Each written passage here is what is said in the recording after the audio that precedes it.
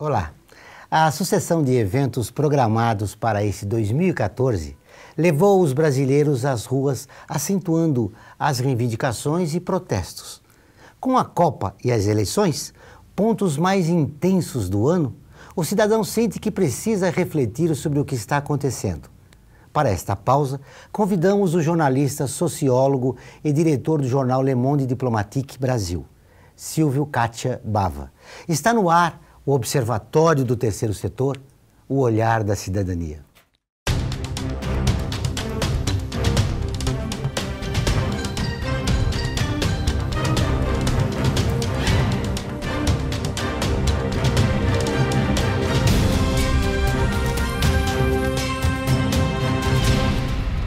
Os movimentos sociais e sindicatos entraram o ano com as bandeiras nas ruas, intensificando a pressão sobre os governos federal, estadual e municipal. As exigências variam, porém, desde o período da redemocratização, nunca reuniram tantos atores. Silvio, tudo bem? Muito obrigado pela sua entrevista. Você acredita que nesse segundo semestre o protagonismo da população continua? Acredito, Joel. Acho que vai continuar sim, e ele expressa fundamentalmente uma distância entre a sociedade e a política, né? Por que eles estão indo para a rua? Porque eles não acreditam que dentro dos espaços de negociação eles vão conseguir ser ouvidos e acolhidos nos seus interesses, né? Isso é muito preocupante, porque a democracia, né, num certo sentido, está ameaçada, né? Porque ela supõe a negociação do conflito, né? E o que nós estamos vendo é que essa população que está indo para a rua não acredita que, negociando sem essas manifestações de força, vão conquistar alguma coisa. Então eles estão aproveitando esse período agora, né, que é um período delicado para os governos, porque os governos vão receber agora, já receberam as equipes das seleções dos outros países, vai começar a Copa, tal, né? Então eu acho que é, vamos dizer assim, uma avaliação de que é oportuno nesse momento para conseguir o que está se pleiteando e para as ruas. E diante dessa realidade é um problema, porque nós temos umas eleições importantes, né, para outubro.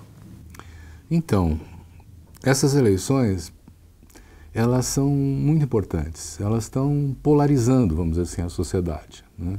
De um lado você tem capital rentista que não quer abrir mão dos seus ganhos e privilégios, e de outro lado você tem uma política de redistribuição de renda para melhorar a qualidade de vida da população. Agora, isso não está sendo dito, né? Você não vê, por exemplo, candidatos de oposição ao governo atual dizendo assim, olha, o que eu vou fazer, né, é abaixar a inflação, para isso eu preciso arrochar os salários, eu preciso gerar desemprego, por exemplo. Eles não contam isso, né? Então nós temos uma acusação de parte a parte que não fala das políticas, não fala dos programas, fala das personalidades e, por exemplo, eu acho que tem uma campanha orquestrada pelos grandes jornais, pela televisão, né, em que os eixos são assim, a Dilma é uma péssima administradora, a economia vai mal, o governo não sabe controlar as manifestações, estamos criando um clima de instabilidade institucional, né, que tudo gera um caminho de ir para um regime mais duro, né? Quer dizer, se a gente fosse decodificar o que os candidatos já começaram a falar, essa eleição ia ser ainda mais complicada, porque a polarização ia ser maior, né? Muito bem. Se não há essa proximidade entre a população e as instituições, essa eleição vai ser uma eleição do poder econômico.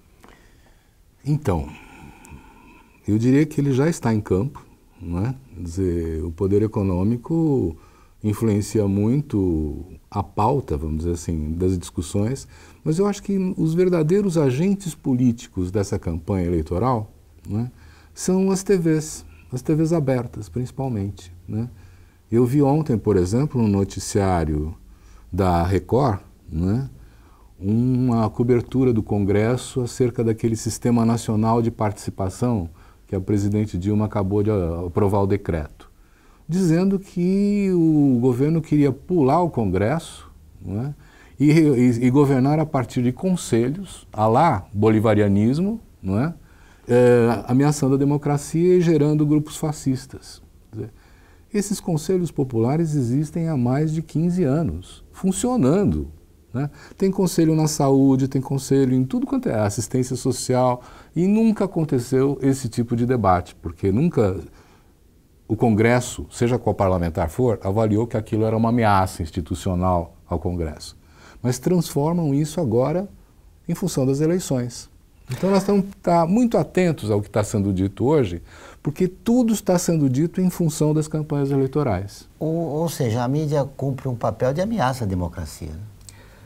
Eu não diria isso, quer dizer, a mídia cumpre um papel que, na verdade, os partidos políticos de direita deveriam estar cumprindo. Só que eles não falam. Quem fala é a mídia, não é? É a vocalização dessas posições, não é? Então, eu diria que, vamos dizer assim, eu acho que temos que começar a dar os nomes aos bois, né? A direita nesse país nunca foi democrática, não é? Quer dizer, hoje em dia, com os arquivos abertos do período da ditadura, você vai ver o quanto o setor privado influenciou o golpe de 64, né? E o quanto, depois disso, né, também influencia o Congresso.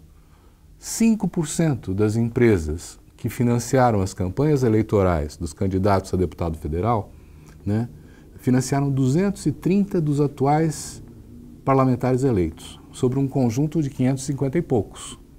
Então, você veja o poder que ela tem, porque aí tem uma bancada dos seus interesses. 230 parlamentares sobre 550, por conta da política de financiamento das campanhas eleitorais serem possíveis de serem feitas por empresas privadas.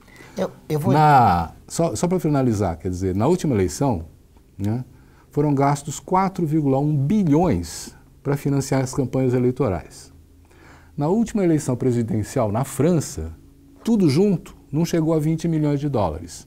Nossa, veja só a diferença. É uma diferença. Mas eu acho que compensa para o setor empresarial brasileiro, porque ele passa a controlar o Congresso e a democracia. É verdade. Eu vou insistir na pergunta, Silvio. Diante dessa realidade, as forças progressistas devem reagir como? Eu acho que já existe durante anos, já tem vários anos, uma campanha, por exemplo, para fazer uma reforma política a partir de uma constituinte autônoma, independente do Congresso, eleita para esse fim. Quer dizer, essa é uma maneira de tentar superar coisas que vêm desde o período oligárquico da República Velha, República dos Coronéis, que subsiste, vai sendo, vamos dizer assim, atualizada, não é? Passa a contar com o apoio do capital financeiro, com o apoio dos grandes empresários, mas no fundo, quer dizer, a própria proporcionalidade dos parlamentares no Congresso, né? Isso tudo tem a ver com uma garantia de permanecer tudo como está, né? Agora vamos ao primeiro intervalo do programa. Voltamos dentro de instantes.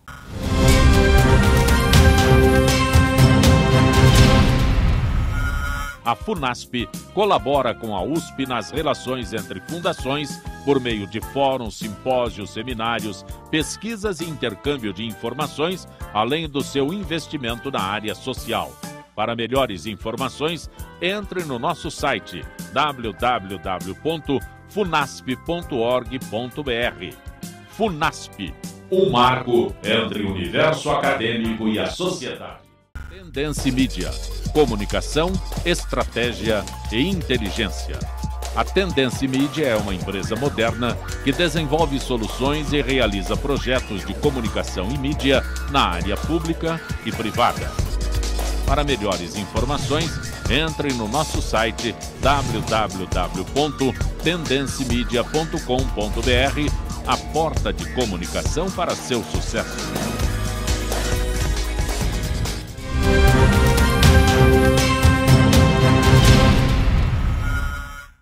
Estamos de volta com o Observatório do Terceiro Setor, o olhar da cidadania. No programa de hoje, conversamos sobre a onda de manifestações que tem levado centenas de pessoas às ruas e suas consequências. Silvio, a gente falou no bloco anterior da direita que é envergonhada, né, que não gosta de se apresentar. Qual será o papel da esquerda nessas eleições? Primeiro, eu acho que teríamos que falar das esquerdas, porque não tem uma só, quer dizer, nós temos várias, né? Quer dizer, E na própria edição do Le Monde Diplomatique desse mês, que está nas bancas, a gente faz uma divisão. Quer dizer, tem uma esquerda que seria o governo e seus aliados, tem uma esquerda institucional, que seriam os partidos tipo PSTU, PSOL, que estão criticando pela esquerda esse governo, e tem uma esquerda que é independente, autônoma, que se expressa nos movimentos, que não está muito organizada, que não tem partido, né? E às vezes nem quer ter partido, né? Então, o que eles têm de comum? Cuidando de questões ambientais. Várias coisas, né? Mas não é a rede, entende? Eu não estou pondo aí. Quer dizer, você tem que olhar primeiro o que eles têm de comum, né? E eu acho que o que tem de comum é a questão, vamos dizer assim, da universalização dos direitos, né? Mesmo que seja uma briga muito específica contra o racismo, em favor do aborto, ou, enfim, uma categoria profissional, como é a questão dos metroviários hoje e tal, né? Eles estão, na verdade, buscando uma melhor condição de vida para todos, né? E a universalização de direitos que no Brasil, infelizmente, ainda não são universais, né? Você vê quanta gente fica de fora das escolas, quanta gente fica de fora do sistema de saúde, quanta gente não pode ter acesso a um monte de coisas que são direitos básicos. Muito bem. Então, conceitualmente, eles estão juntos. Mas você acha que nas eleições eles vão estar na defesa desses direitos básicos do cidadão? Eu acho que existem, por exemplo, pequenos partidos que têm uma estratégia própria de lançar uma pessoa, sabem que não vão ganhar, mas estão criando uma personalidade pública, estão tornando conhecido aquele candidato, né? Isso faz parte do jogo político democrático das eleições, né? Outros vão avaliar que é preciso realmente se juntar, porque dessa vez a disputa está muito brava. Eu também estou preocupado com o resultado das eleições, né? Porque as pesquisas de opinião estão mostrando um grande número de pessoas que falou, não quero mais votar. Está desiludida com a situação. Estou desiludida, não acredito mais nisso, é um jogo de cartas marcadas, a gente vota e depois acontece tudo de novo. Quer dizer, tem aí um desgaste que é talvez a questão mais séria. Não é perigoso? Se você considerar que são 30% que estão assim, quer dizer, vai para cá ou vai para lá, define a demissão. Pode definir uma eleição. E não é perigoso esse grupo de pessoas, esses 30%, para uma eleição importante como essa, para o jogo democrático, a pessoa se apresentar desiludida com o processo, em vez de tentar reformá-lo através das eleições? Olha, eu acho muito positivo que eles estejam se posicionando, mesmo que de uma maneira crítica, dizendo, não quero isso aí, né? As pesquisas, por exemplo, dizem assim, eles falam, não quero essa política, mas não é que eles não querem a política. Não quero esses partidos, mas não é que eles não querem um partido político. Não quero essa democracia, mas não é que eles não querem democracia, entende? Eles querem coisas melhores do que tem, né? E, infelizmente, hoje nós estamos vendo um desgaste dos partidos, né? Afinal, qual é o programa que está em disputa?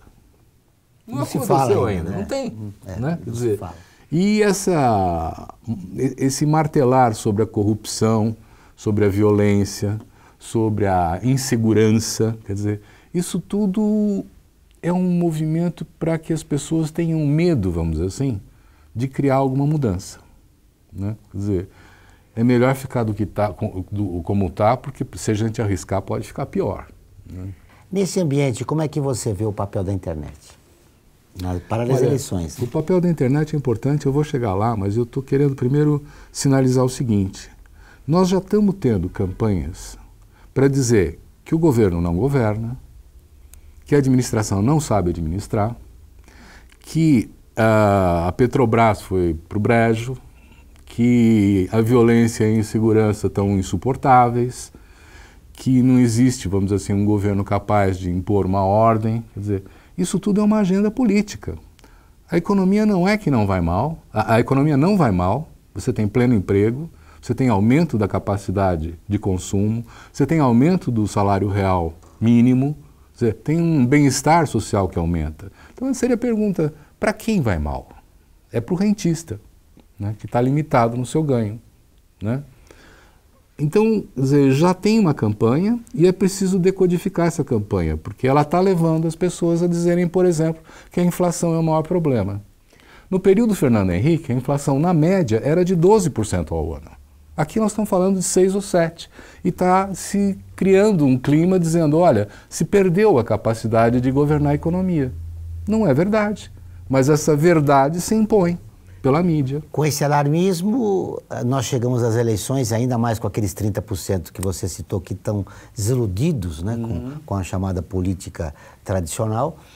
Eu volto a insistir, é um problema grave, não só para as eleições, como para a democracia. Isso. Mas você tem agora, graças a Deus, a internet, você tem formas de comunicação horizontais, você tem redes sociais, né, que de alguma maneira estão trabalhando essas mensagens da mídia aberta de uma maneira reflexiva, de uma maneira crítica, né? E eu gosto de ver, quer dizer, grupos de jovens, por exemplo, que se reúnem para discutir a situação atual e o que fazer. Tem muita coisa organizada na sociedade, né? Esse é um acúmulo democrático que o Brasil não perdeu, né? Ao longo dos anos da redemocratização, mesmo no tempo da resistência à ditadura, foram se criando muitas formas organizativas dentro da sociedade brasileira. Você vai para Fortaleza, tem 3.500 sociedades amigos de bairro, para começar, entende, né? E essa rede vai contar. E essa rede não lê jornal, por exemplo. Vê televisão, mas não lê jornal, né? Quer dizer, são impactos diferenciados que as mensagens da propaganda eleitoral vai ter sobre o eleitor. Mas ele vai poder recorrer à internet, vai poder recorrer a uma reflexão coletiva sobre o assunto, vai se posicionar. Quer dizer, a internet foi fundamental nos movimentos de junho do ano passado, né? Foi, mas ela não é mágica. Ela pode mobilizar o que já está organizado. O indivíduo espontâneo, solto, sem participar de nada, ele se agrega a alguma coisa que já está acontecendo, promovida pelos setores mais organizados. Não é que ela foi o elemento mágico que juntou as pessoas. Essa foi uma ferramenta importante. Foi uma ferramenta muito importante. No próximo bloco, vamos continuar a conversa com o Silvio Kátia Bava.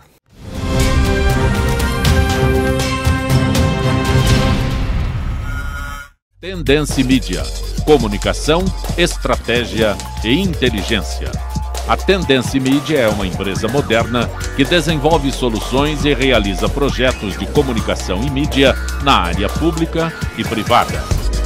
Para melhores informações, entre no nosso site www.tendencimedia.com.br, a porta de comunicação para seu sucesso.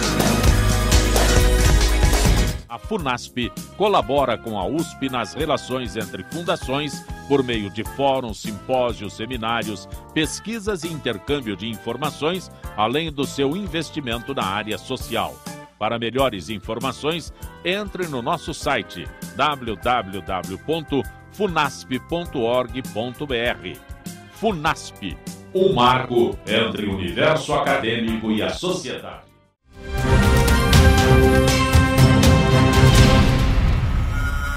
Chegamos ao último bloco do Observatório do Terceiro Setor. Hoje conversamos com o Silvio Kátia Bava, diretor do Le Monde Diplomatique Brasil. Silvio, vamos falar um pouco desse... Fala-se num legado da Copa do Mundo. Ele existe mesmo, esse legado? Ele existe de maneiras diferentes, né? Quer dizer, eu, por exemplo, estive no Rio essa semana passada, quando foi inaugurado o BRT, que é um ônibus biarticulado que tem uma canaleta própria, exclusiva, que vai do aeroporto do Galeão até a Barra da Tijuca, com 40 estações. Para uma cidade onde a mobilidade é um ponto crítico, não se pode dizer que é ruim você ter a implantação de um BRT desse tipo, né, que vai continuar funcionando depois da Copa, né?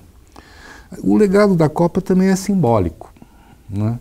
Por exemplo, quando o povo vai à rua dizendo eu quero escolas padrão FIFA, isso é muito bom, porque eles tomaram consciência de que existem recursos e que esses recursos não iam para as necessidades deles. Então eu diria que simbolicamente, em termos de cidadania, também houve um ganho, né?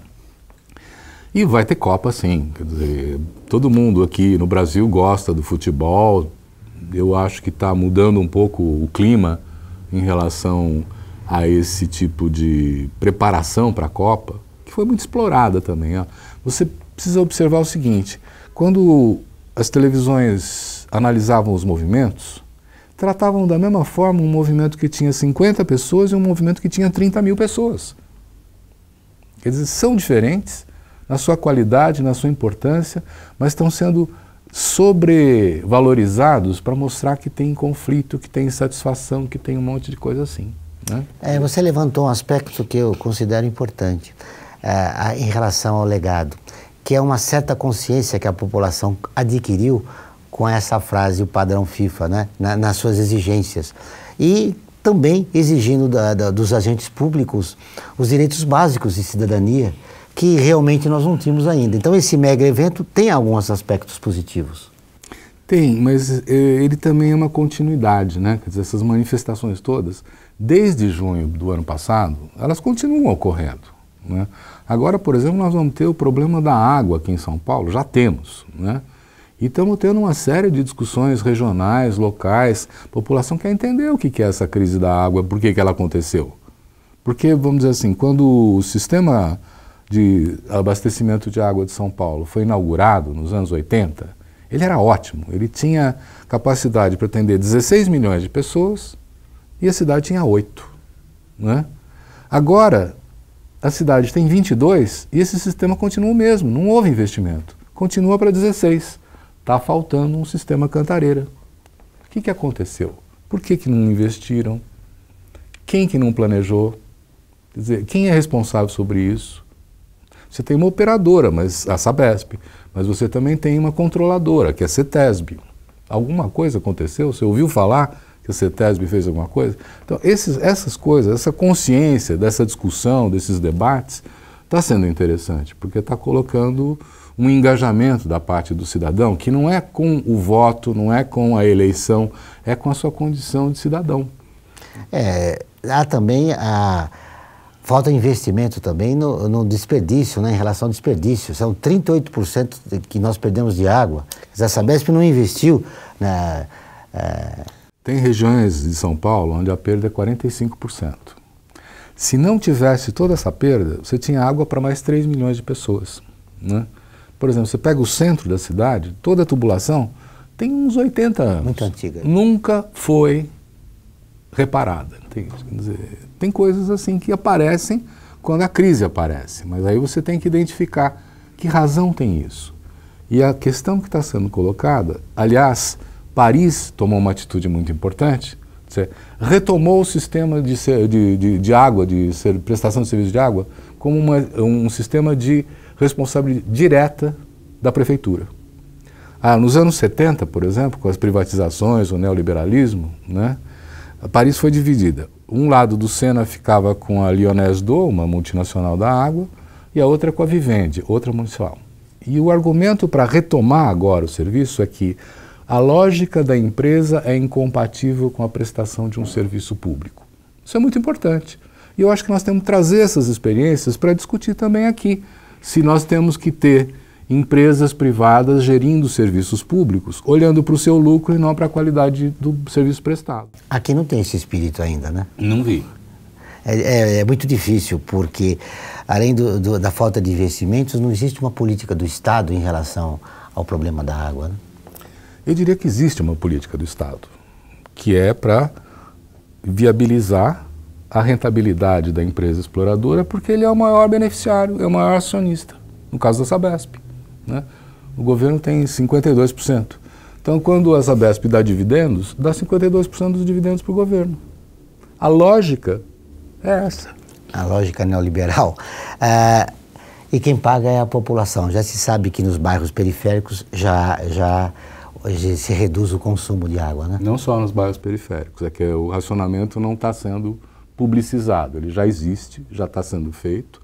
Tem regiões da área de Campinas, da metrópole de Campinas, cujas cidades não têm água, é alternado.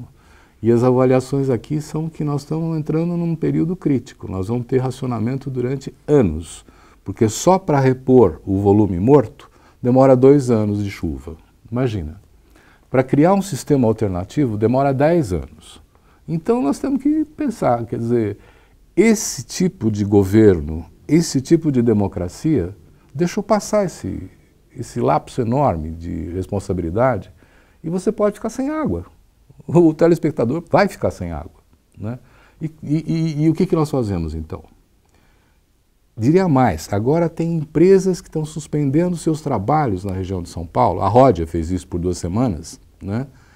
E a Ródia alimenta uma cadeia produtiva. Ela faz fio, o outro parou também, por falta d'água, né? Então a responsabilidade não é só com o cidadão e a qualidade de vida, é com o próprio desenvolvimento econômico do Estado, que está comprometido. É um tiro no pé. É verdade. Foi um prazer te rever.